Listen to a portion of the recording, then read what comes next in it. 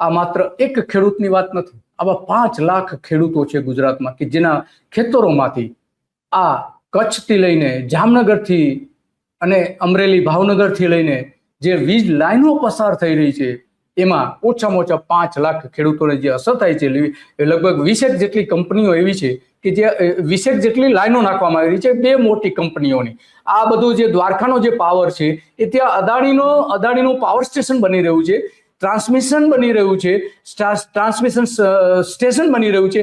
ત્યાં બધો ભેગો થઈને પછી ત્યાંથી ડિસ્ટ્રીબ્યુટ થશે કે રાજસ્થાનથી લઈને મહારાષ્ટ્ર, મધ્યપ્રદેશ, કાશ્મીર, પંજાબથી લઈને આગળના ઘણા બધા બીજા રાજ્યોમાં આ પાવર જવાનો છે. અને એમાં આ કંપનીઓ અબજો રૂપિયાનો નફો કમાવાની છે, અબજો રૂપિયાનો, અને ખેડૂતોને કંઈ જ આપવા માંગતી નથી. આ બાબત છે.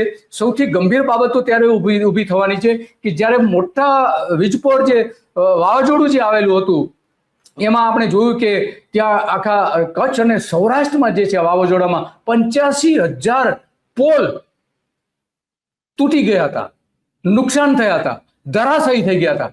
તો આ જે હજુ તો એવા કેટલાય વીજપોલ નાખવામાં આવી રહ્યા છે. જ્યારે વાવાઝોડું આવશે, પવન આવશે ત્યારે વીજ વાયર તૂટીને ખેતર